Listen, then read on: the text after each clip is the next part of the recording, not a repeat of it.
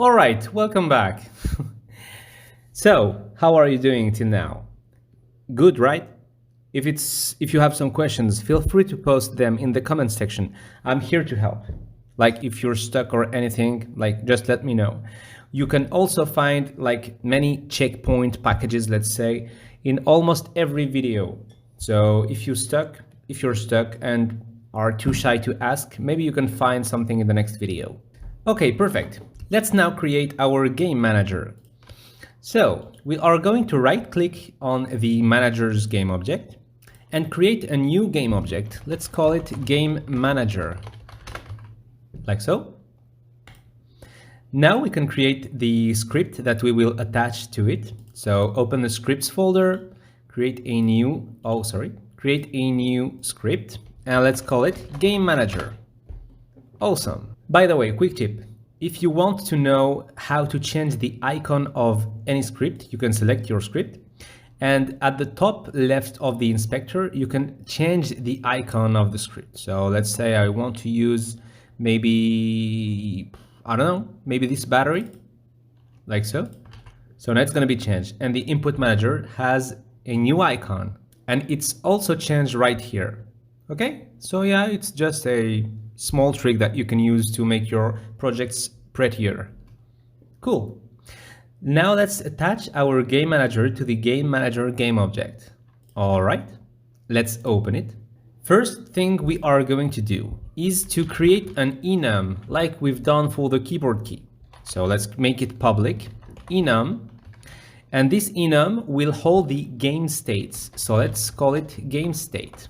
All right, so we will have the menu game state, the game state, the level complete, and finally the game over. And we can also add an idle game state, just in case we want to stop the game, do something else, and prevent the player from playing. For instance, we can use this idle game state when the player is still looking at the game screen, but we want to play some particles and stuff like that without allowing him to interact with the game. Okay, cool. There will only be one game manager in our game, so we can make it a singleton. So let's create a singleton for that. So public static game manager instance, like we've done for the input manager, if I remember well. Nope, I think it was for the word manager then.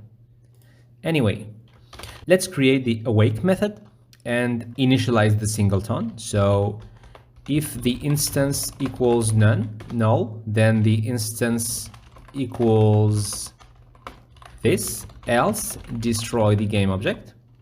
Okay. We also want to add a method, so public void method, and call it set game state.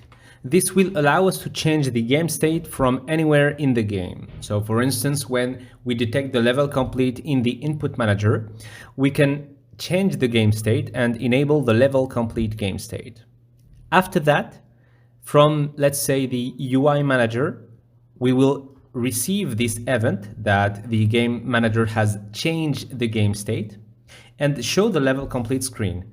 It helps us decouple all of our code, and it's better. It's like playing with Lego bricks, okay? So you can maybe grab this code and drop it in another project, and it will still work actually.